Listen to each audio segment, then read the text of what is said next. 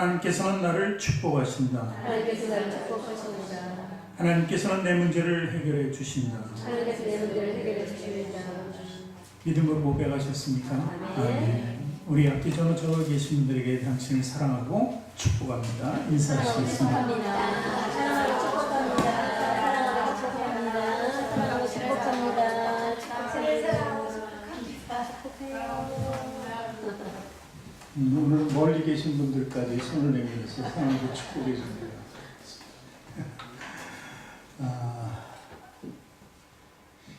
어느 산속에 멧돼지가 한 마리 있었습니다. 멧돼지가 먹을 것을 찾다 못 찾고 힘들어서 지쳐 쓰러져 있을 때입니다.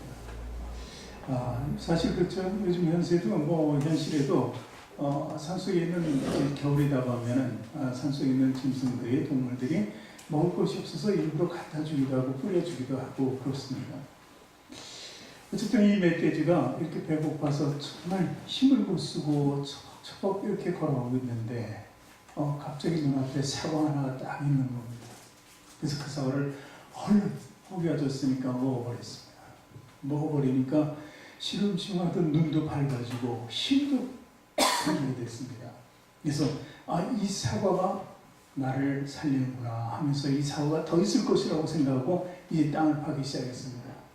계속해서 땅을 팝니다. 손으로 그리고 입으로 주둥이로 막 파잖아요, 멧돼지가.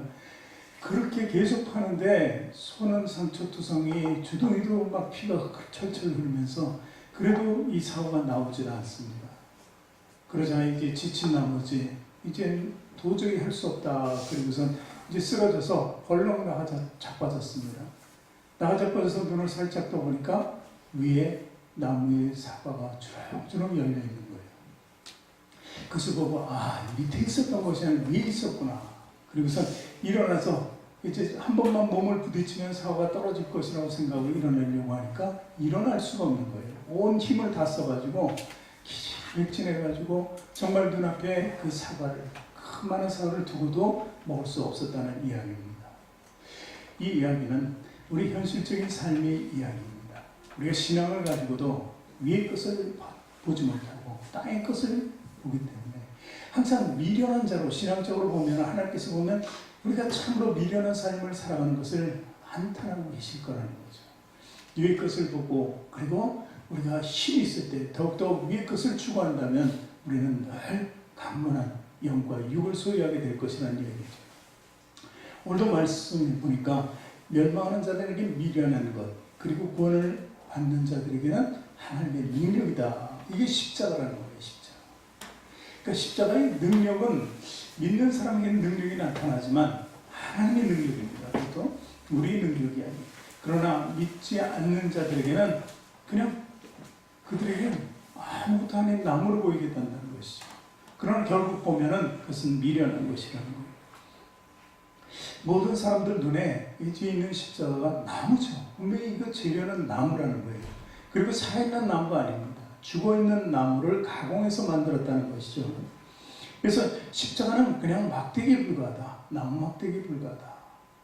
좀 기독교를 아는 지식이 있는 사람은 자기를 믿지는 않지만 지식이 있는 사람은 십자가는 예전에 로마 시대 때 이스라엘 백성들을, 그 사람들을 처단하기 위한 수단이었다. 이렇게 봅니다. 그리스도인들을 처단하면서 예수가, 그래서 예수님이 대표적으로 거기 십자가에 죽었다. 죽었다는 얘기죠. 무슨 죄인지 몰라도 하여튼 십자가에 죽었다. 이 정도로 아는 것이 바로 그들의 지식입니다. 그러니까 죽고 말았다. 거기서 끝나는 거죠. 그것이 믿지 않는 사람들입니다. 그러나 믿는 자들은 또 다릅니다. 믿는 자들은 신앙적인 자세가 생겼기 때문에 십자가를 믿는 마음으로 보면은 그것은 나무가 아니에요. 생명이라는 거예요. 생명. 나의 죄를 사신 십자가, 살을 찢기시고 피를 흘리신 그 현장에서 우리를 대신하여서 죽으신 예수 그리스도, 그리고 우리는 그것을 통해서 구원받았다는 것을 인식하는 것, 그것이 믿음으로 보는 십자가라는 거예요. 그래서 예수를 예수님이라고 부르지 않고 사실 나의 구주라고 부르는 거예요. 구주 예수 그리스도. 그런데 믿는 자들에게도 참 이게 안타까운 모습이 나타납니다. 믿는 자들에게도 이 십자가가 그냥 생명이 없는 죽은 나무일 때가 있어요. 분명히 생명으로 알고 그래서 섬기고 그리고 그리스도 안에서 살기를 원하는데 우리가 그러다가 세상을 의지하게 되면은 이 생명 있는 나무는 다시 생명이 없는 나무로 돌아가 버린다는 것입니다. 내 자아로 내 지식으로 살아갈 때 이 십자가는 또 죽은 나무로 돌아가게 되고 우리가 말씀과 찬양이 끊어지면 기도가 끊어지면 이 십자가는 또 다시 그냥 죽은 나무로 돌아갈 수밖에 없는 것입니다. 외식적으로 신앙을 가졌을 때 그리고 육으로 자꾸 살아가려는 그 마음이 있을 때마다 십자가의 생명은 다시 쓰러져 버리고 사라져 버리게 된다는 것입니다. 그러므로 이러할 때 십자가는 아무 능력이 없습니다. 하나님의 능력이 나타나지 않게 된다는 것이죠. 그래서 우리는 십자가의 능력이 어디서 나오나 바로 믿음에서 나온다는 것을 알아야 돼요. 신실한 믿음 속에서 살아갈 때 바로 그 십자가의 삶을 내가 살게 되는 거고 그 경주함에 있어서 십자가의 능력이 나에게 늘 나타나고 함께 하시는 임마누엘 동행이 있을 거라는 것입니다. 오늘 본문을 통해서 그리스도의 십자가의 능력이란 그럼 과연 무엇인가 하는 것을 좀 살펴보면서 은혜를 나눌까 합니다. 성경에 나오는 십자가의 비유를 보면은 처음 십자가의 시조는 무엇일까? 기원은 어디 있을까? 그것은 바로 아담이 입은 가죽옷에 있습니다. 하나님께서 이 세상을 창조하시고 아담을 주셨습니다. 그리고 아담이 혼자 있는 것이 외로워 보일까봐 또 배필을 주셨는데 하와를 줬습니다. 근데 하와가 선악과의 범죄를 저지르게 되죠. 그 선악과의 범죄는 아담에게 전가되고 또 아담과 하와 둘이 우리 모든 인류의 조상이기 때문에 우리도 전가가 된 것입니다. 근데 아담과 하와가 그 선악과의 범죄를 저질렀을 때 이제 눈이 밝아졌습니다. 자기들이 벗고 있는 것을 그냥 대수롭지 않게 생각했어요. 우리 그렇게 태어나고 그렇게 살다가 이렇게만 생각했는데 그 몸이 벌거벗은 게 보이는 거예요. 그래서 무화과나무 큰 것을 가리다가 가렸고 또 그것이 범죄인 줄 아는 생각이 들어온 거예요. 지혜가 들어온 거예요. 그러니까 그 지혜 때문에 악한 지혜 때문에 하나님을 피하여 숨는 겁니다. 자기도 숨하고 그리고 하나님 앞에 모든 것을 숨기려 했습니다. 근데 하나님을 떠날 수가 없죠. 그리고 무화과 잎은 그건 금방 시들어 버립니다. 그럼 또 다른 것으로 바꿔야 되겠죠. 그런데 하나님께서는 그에게 가죽옷을 입혀줍니다. 가죽옷이 생겨나면 어떻게 돼요? 짐승의 가죽이 죽어야 돼요. 피 흘림이 있어야 돼요. 이를 통해서 이 아담에게 하와에게 그래도 그 에덴이라는 하나님 나라와 같은 곳에서 출발할 때 그에게 기회를 준 것이 바로 가죽옷이었습니다. 하나님의 사랑이 담겨져 있던 것이죠. 그 피 흘림을 통해서 네가 속죄를 할 때 나에게 다시 돌아올 수 있다는 그 기회를 준 것이죠. 그래서 십자가의 기원은 바로 그 가죽옷에 있습니다. 속죄하면 그 피 흘림이 있으면 다시 돌아올 수 있다 하는 것이죠. 이것이 바로 기원이라고 볼 수 있는 것입니다. 죄를 무엇이든지 우리가 아무런 도구를 다 통원해서라도 가릴 수 있으면 좋겠는데 아무것도 가릴 수가 없어요. 죄를 가릴 수 있는 것은 바로 피였다는 것을 우리는 알아야 하는 것입니다. 그래서 그 피의 가죽옷을 입으면은 우리는 좀 더 나아가서 그 가죽옷을 어떻게 생각하냐? 우리가 예수 그리스도의 피 흘림을 통해서 구원을 받은 자에게 흰 세마포를 입혀주신다고 했어요. 천국 백성이 입을 옷이죠.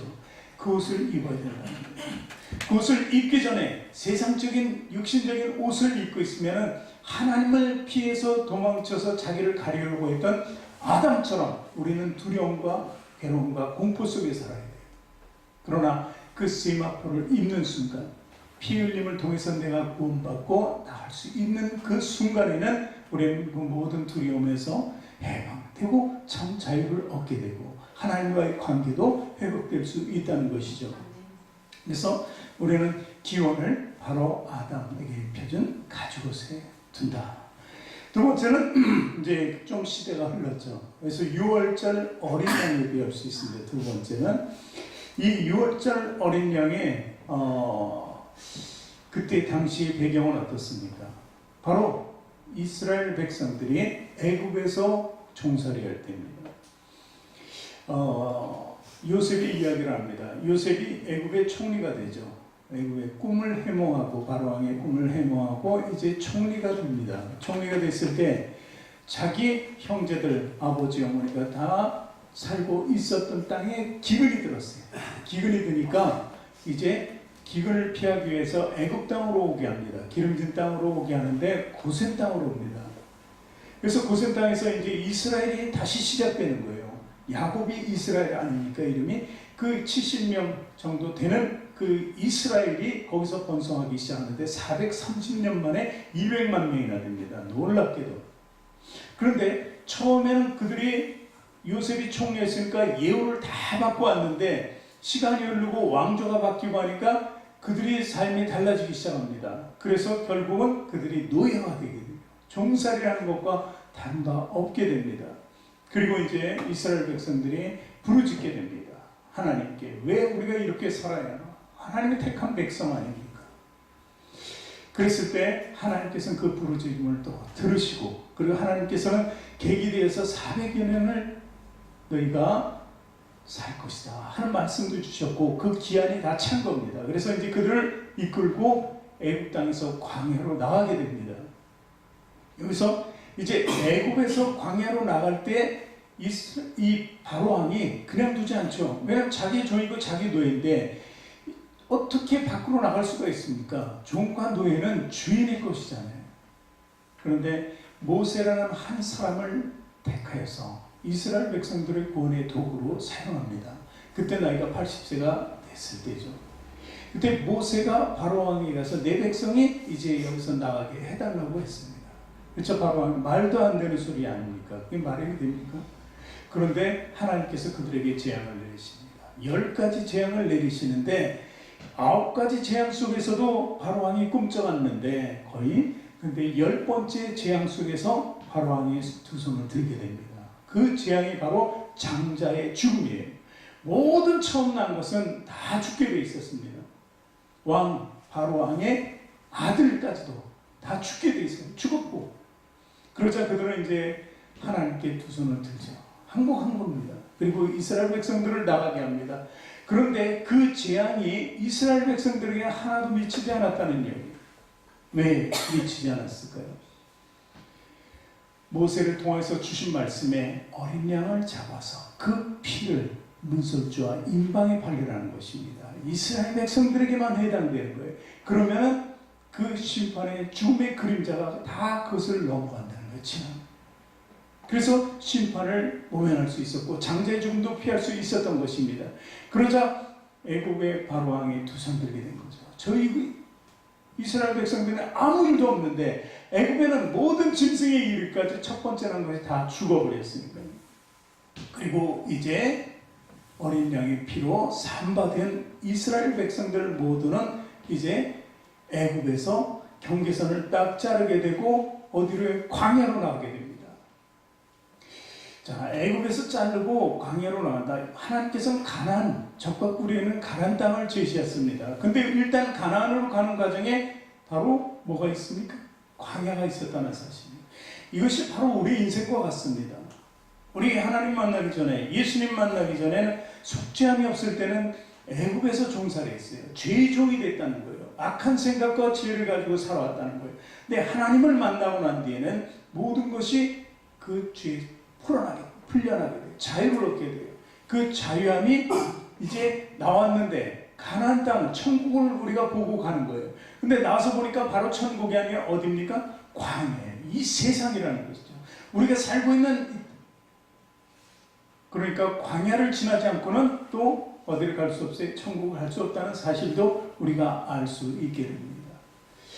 여기서 이 출애굽한 이스라엘 백성들이 나가면서 이제 지키를 주시는 하나님, 밤에는 뭘래요? 불기둥으로, 낮에는 구름기둥으로 더위와 추위를 피하게 하면서 그들을 보호하면서 나가는데 나가다 홍해가 딱 가로막습니다.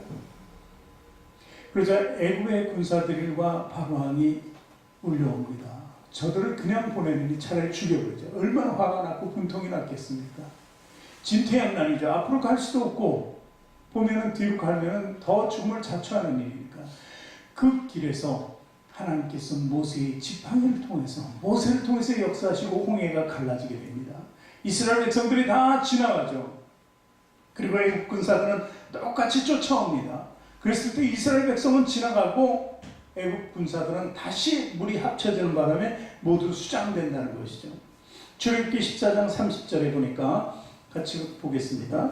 그날에 여호와께서 이같이 이스라엘 애굽 사람의 손에서 구원하심에 이스라엘이 바닷가에서 애굽 사람들이 죽어있는 것을 보았더라.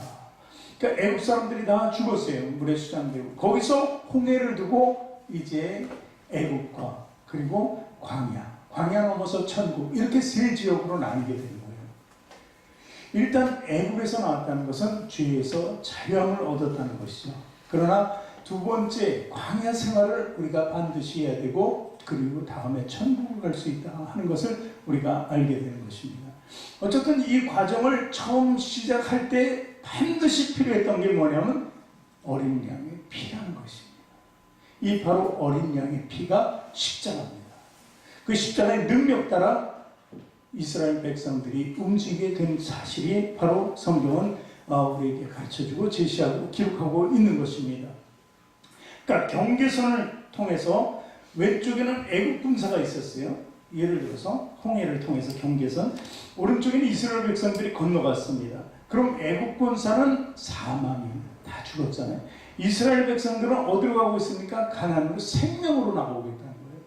그래서 이 놀라운 사실, 십자가는 바로 이 중간에서 경계선을 만들어주고 나가게 할 수 있는 그런 놀라운 능력이라는 것입니다. 우리는 그 경계선에서 생명으로 향해서 가고 있는 중입니다. 십자가의 능력을 힘입었기 때문에 십자가의 능력을 믿지도 않고 그것을 인정하지 않는 사람들은 어떻게 애국 군사처럼 육도 죽고 나중에 영도 죽는 그런 삶이라고 할 수도 없는 그런 심판의 자리에 서게 된다는 것입니다. 이것이 바로 십자가의 능력인 것을 믿으시기 바랍니다. 우리는 십자가의 능력으로 그 기점을 향해서 바로 지금 천국을 향해서 가고 있는 길입니다. 세 번째는 광야의 아사셀이라고 있습니다. 아사셀. 아사셀이라는 것은 염소의 비유인데요. 희생되는 염소죠. 제사 때 이제 제사 드리는 제물입니다. 이것을 보려면 좀 성경을 봐야 됩니다. 레위기 16장 8절, 9절, 10절을 같이 한번 읽어봅니다. 두 염소를 위하여, 같이 읽을게요. 두 염소를 위하여 제비뽑되 한 제비는 여호와를 위하여 한 제비는 아사셀을 위하여 할지며, 그리고 아론은 여호와를 위하여 제비 뽑은 염소를 속죄제로 드리고 아사셀을 위하여 제비 뽑은 염소는 산채로 여호와 앞에 두었다가 그것으로 속죄하고 아사셀을 위하여 광야로 보낼지니라. 이렇게 기록되어 있습니다. 여기서 아사셀은 악령이라기도 하기도 해요. 근데 아사셀은 이 두 염소 중에 광야로 나가는 염소를 또 아사셀이라고 합니다. 그러면 아론이 제사장이었거든요. 당시에 이 제사를 드릴 때 왜 두 마리가 필요했나? 한 마리는 성전에서 지금 잡아서 제물로 드렸다고 합니다. 그러면은 그것으로 우리 피에 대한 제사는 다 끝난 것이 아닌가 이렇게 볼 수 있습니다. 그런데 그건 단회적이고 그리고 일시적입니다. 사실. 그리고 형식적이 될 수 있어요. 이스라엘 많은 백성들이 6월절이 되면은 올라갑니다. 성전으로 올라가서 제물을 드립니다. 한 해 한 번씩 꼭 그렇게 큰 행사를 치르게 되죠. 이것이 바로 오늘 염소를 한 마리를 보내는 것과 똑같습니다. 근데 이것보다 더 중요한 것은 바로 아사셀이라 가지고 내보내는 염소예요. 내보내는 염소를 어디로요? 산채 아사셀을 위해서 광야로 보낸다고 했어요. 광야로. 이 광야로 보낸다는 것은 그 염소가 광야길을 혼자서 간다는 게 너무나 힘든 거죠. 그것이 바로 고난의 길입니다. 가다 보면 골짜기로 빠질 수도 있고 많은 위험이 도사리고 있는 곳을 다니다 보면 결국 고난과 그리고 고통 때문에 피를 흘리며 죽을 수밖에 없는 그 염소가 바로 아사셀이라는 거예요. 그래서 실제적으로 피의 제사는 성전에서 드리는 외식적인 것이 아니라 이 아사셀이라는 것을 통해서 한 마리 염소가 나가서 고난 끝에 죽는 것을 얘기합니다. 그래서 고난 끝에서 죽는 것이 무엇이 유익이냐? 저렇게 죽는 것이 바로 정말 우리 삶의 죄사함이 된다는 거예요. 그냥 형식적으로 드리는 것이 죄사함이 아니에요. 물론 죄사함이 있을 수 있어요. 그러나 그보다 더 소중하게 우리가 반드시 드려야 할 제사는 그 고통을 향해서 나가는 염소를 인정하는 거예요. 나 대신 내가 받을 고통을 다 받고 저렇게 가는구나. 그러다 결국 피 흘려서 고통 중에 죽어가는구나. 그 염소를 생각하고 그 염소가 내 대신이라는 것을 인정할 때 우리에게 진정한 죄사함이 있다는 것을 이야기하는 것입니다. 그러니까 십자가의 능력은 바로 그 이야기입니다. 레위기 16장 21절을 한번 다 보겠습니다. 아론은 그의 두 손으로 살아있는 염소의 머리에 안수하여 이스라엘 자손의 모든 불의와 그 범한 모든 죄를 아뢰고 그 죄를 염소의 머리에 두어 밀정한 사람에게 맡겨 광야로 보낸다. 광야로 보내기 전에 뭐 한다고요? 모든 불의와 모든 범한 모든 죄를 염소의 머리에다 안수한다는 거예요. 인간이 지은 죄를 염소에게, 각 사람이 지은 죄를 염소에게 준다는 거예요. 바로 이것이 십자가의 능력이라는 것입니다. 바로 예수님께 우리 모든 불의와 모든 죄를 맡긴 것입니다. 레위기 16장 22절에 보니까 염소가 그들의 모든 불의를 지고 무인지경에 이르거든 그는 그 염소를 광야에 놓을지라 이렇게 기록하고 있습니다. 자, 아무도 없는 것입니다. 염소가 사람이 있어야 돼요. 집에서 기르는 가축이기 때문에. 그런데 아무도 없는 광야에다가 내어버리라는 것입니다. 바로 이 아사셀은 그 골짜기나 무인지경에 들어가서 죽을 때 고통의 울음을 낸다고 합니다. 상하고 찢긴 상처받은 피투성이가 된 고통의 몸에 당하는 최후의 탄식인 것이죠. 이것이 바로 아사셀입니다. 이것이 마태복음 27장 46절에 기록되어 있습니다. 아사셀. 자, 같이 읽을게요.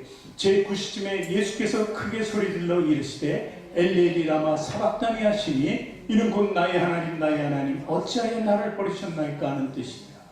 예수님께서 십자가에 못 박히셨습니다. 그 고통 중에 얼마나 고통이 있으면 이렇게 부르짖었습니까? 고통의 소리가 아니라 하나님께서 나를 버렸다고 이렇게 크게 소리 질렀다는 것입니다. 이것이 바로 아사셀이에요. 왜 크게 소리 질렀고 왜 나를 버리셨나이까 그럴까요? 예수님은 하나님께서 잠시 버려두셨습니다. 왜? 우리의 죄가 다 그 안에 있었기 때문에 그 죄와 함께 한번 죽으셔야 되기 때문에 잠시 버림받으신 것입니다. 예수님은 그 버림받은 게 우리 죄 때문만 버림받은 게 아닙니다. 당시 예수님 보십시오. 이스라엘의 최고 지위에 있는 사람들, 공회 제사장들이 불러서 예수님을 뺨을 때리고 침을 뱉고 저항하지 않았습니다. 그 현장에 제자들이 있었습니까? 다른 제자들은 다 도망갔습니다. 없습니다. 베드로는 3번이나 주님을 부인하고 도망갔습니다. 이것은 배반입니다. 조롱과 치욕 이런 모든 것과 그 배반 이런 것이 다 주님을 버린 것입니다. 로마 병정들이 십자가에 못 박혀서 저 이방인까지도 자신을 버리게 한 것입니다.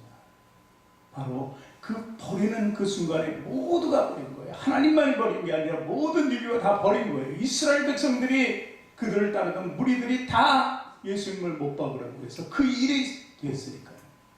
이런 모든 것을 다 감당하시고 죽으셨다는 거예요.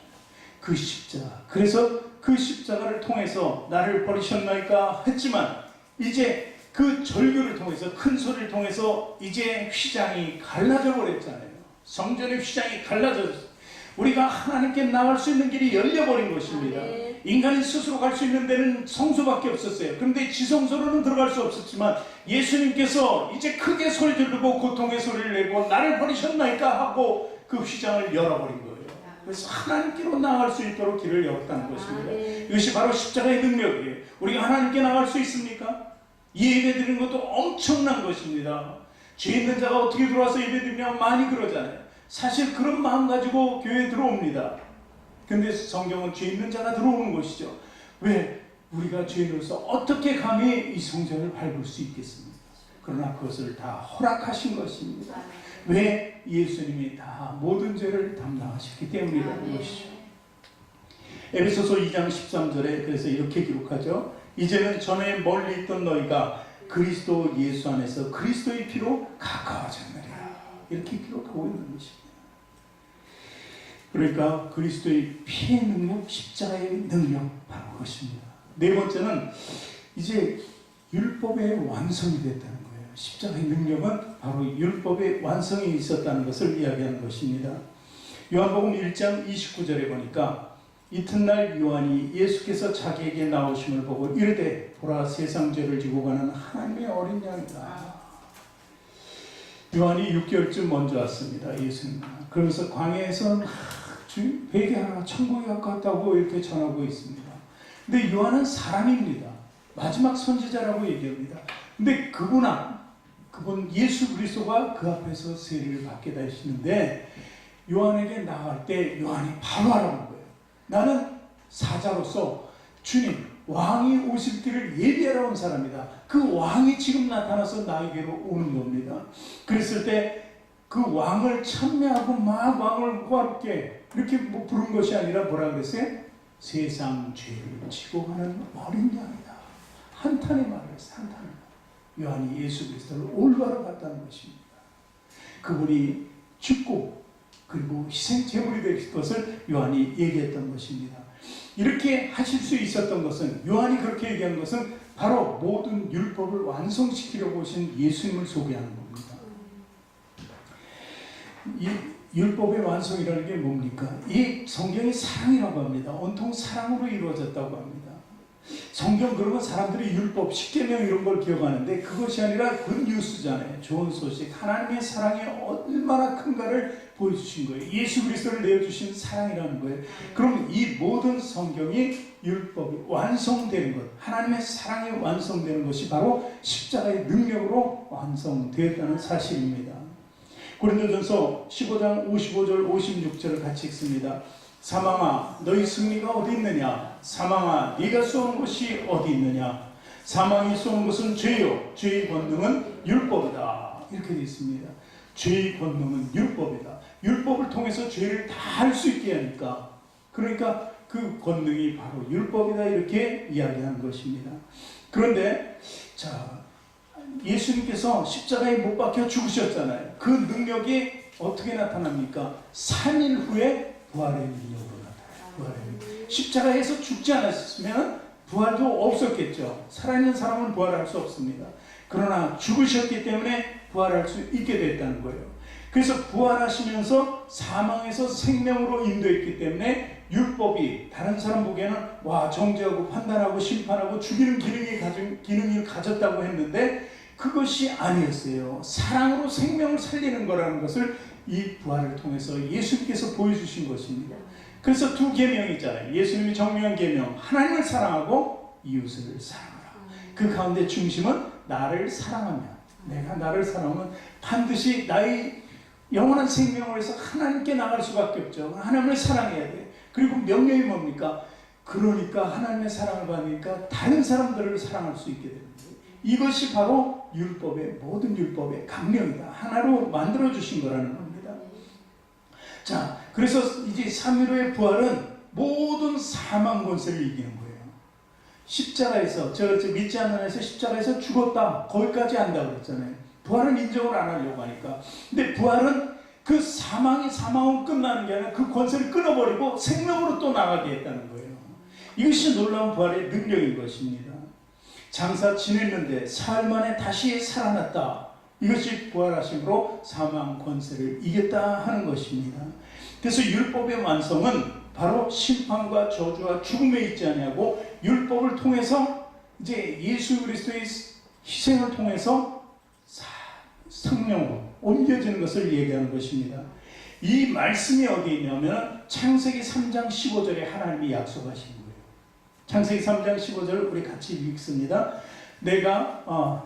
창세기 3장 15절 같이 읽습니다. 내가 너로 여자와 원수가 되게 하고 네 후손도 여자의 후손과 원수가 되게 하리니 여자의 후손은 네 머리를 상하게 할 것이요 너는 그의 발꿈치를 상하게 할 것이리라. 여기서 여자의 후손은 누굽니까? 예수님이에요. 우리 모든 사람의 후손 중에서 누군가 우리를 구원하실 만한 이름을 가진 분이 나오신데 그분은 메시아요, 바로 예수 그리스도라는 거예요. 그래서 사단은 뱀으로 비유되잖아요. 그래서 뱀과 여자와 이 관계 속에서 범죄가 생긴 거잖아요. 뱀이 유혹해서 하와가 선악과를 따먹었잖아요. 그래서 둘이 원수가 되게, 너 때문에 그러잖아요. 하와가 내가 벌거벗은 몸을 가리게 하고 그리고 또 하나님을 피해서 도망다니게 너 때문에 아니야, 네가. 이렇게 얘기해요. 그러니까 서로 원수가 되는 거예요. 우리도 사람의 관계에서 원수가 되는 이유가 뭐예요? 너 때문에. 잘 됐다 그러면 괜찮은데 너 때문에 이렇게 됐잖아, 이러잖아요. 서로 가정 안에서 그러다. 엄마 때문에, 아빠 때문에, 너 때문에. 내가 이 인생인데 너 때문에 너한테 다 바쳐서 내가 망가진 거 아니야. 늙으면 다 그렇게 얘기해. 그렇잖아요. 그리고 아이들도 너무 지나친 간섭 때문에 아이들이 망가지면 엄마 때문에, 아빠 때문에 이렇게 하고 서로 부부끼리는 맨날 그래요. 너 때문에, 나 때문에, 너 때문에. 그러지 않습니까? 이것이 원수가 되는 거잖아요. 원수가. 그런데 이 원수가 되는 것을 모두 끊는 게 뭐예요?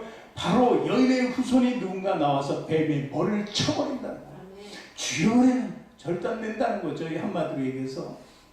그래서 이 말씀이 하나님께서 창세기 3장에 주셨는데 이것이 바로 완성의 율법이라고 해서 마지막 날 부활하심으로 말미암아, 그리고 마지막 날 재림하심으로 말미암아 그 사탄의 권세를 완전히 끊어버리고 저 무조갱 속에 집어넣는 것. 그것이 바로 예수 그리스도의 십자가의 능력이라는 것입니다. 우리는요, 십자가의 능력을 받은 변화가 돼요. 이 변화가 굉장히 중요합니다. 오늘 초점 그 변화에 있습니다. 여러분, 예수님께서 십자가에 달리실 때 또 양편의 십자가가 있었습니다. 그렇죠? 강도 둘이 매달려서 같이 형 집행을 당하고 있었어요. 예수님은 무죄하나, 예수님은 무죄한 것이 아니라 온 인류의 죄가 있기 때문에 죄를 가졌으니까 정말 제일 큰 죄죠. 온 인류의 죄니까. 그러나 이 두 강도 중에 한 사람은 예수님을 인정합니다. 예수님이 구원해 주실 만한 분이라는 것을 알고 있었어요. 그래서 그 자리에서 회개하고 예수님 가실 때 나도 좀 데려가 달라고 이렇게 얘기하죠. 부탁을 하는 거예요. 간청하는 거예요. 내가 죄인이라는 걸 인정하고, 그러나 주님이 구원하신 만하면 구원해 달라는 이 간청을 하게 됩니다. 그럴 때 예수님께서 그를 승낙을 해 주시죠. 이 한 강도가 당신 나라에 이를 때 나를 생각해 달라. 나를 생각해 달라. 그러니까 예수님은 오늘 네가 낙원에 나와 함께 있으리라고 이렇게 말씀하셨잖아요. 십자가상에서 이 강도와 예수님의 말씀 속에 그 현장은 저주받은 현장이었어요. 십자가 현장이 있기 때문에 피를 흘리고 거기서 모든 것을 쏟고 죽는 저주의 현장이었어요. 모든 사람이 저주라고 해서 이 땅에서 죽지 않고 십자가에 매달려 죽으라고 저주받은 사람이라고 했는데, 그 현장에서 이 예수님과 그 강도에 대한 천국을 이루고 있어요. 천국. 낙원을 얘기하고 있어요. 이게 변화입니다. 다른 사람, 모든 사람들의 눈에는 거기가 저주받은 장소라고 이렇게 보일지 몰라도 강도와 예수는 그것이 낙원에 이르는 것으로 이렇게 보게 되는 거예요. 이것이 놀라운 변화입니다. 한 강도의 변화가 이런 변화를 일으킨 거예요. 그러니 그때의 고통도 아프지 않은 거예요. 아프겠죠. 물론 고통을 다 감내할 수 있었던 것은 더 큰 것을 봤기 때문에. 스데반도 그랬잖아요. 첫 번째 순교자 스데반 집사는 돌로 맞아 죽을 때 하늘을 봤어요. 예수 그리스도를 보고 주님을 보았던 것입니다. 그러면 그것이 바로 변화입니다. 우리도 이 땅에 살 때 그 고통과 어려움과 괴로움이 있어도 이런 변화가 계속 시도되어야 돼요. 십자가를 통해서 나는 다른 사람 보기지만 내가 저주받고, 저주라고 할, 내가 지금 굉장히 고통받고 정말 모든 것을 다 포기하는 삶 같지만 그렇지 않다. 나는 지금 다른 변화된 나라를 보고 있기 때문에 절대 주저하지 않는다 하는 이야기죠. 그래서 이 변화의 능력이 우리한테 나타나야 된다는 것입니다. 우리 실패의 현장이 성공의 현장으로 바뀌어야 돼요. 실패한 것까지, 남들은 실패라고 하지만 우리는 성공의 현장으로 바꿔야 돼요. 시련에 빠졌어도 용기를 가진 자가 되어야 되는 거예요. 사업도, 가정도, 우리 생활도 얼마든지 변화될 수 있는 것입니다. 내 몸도, 건강도 정말 변화될 수 있어요. 새롭게 변화될 수 있어요. 어떻게 하면? 나와 하나님과의 모든 장벽을 무너뜨리고 하나님의 능력을 내게로 부어주신 십자가의 능력이 우리 안에 있어요. 그래서 우리는 십자가를 붙잡고 그 능력 안에 살아야 돼요.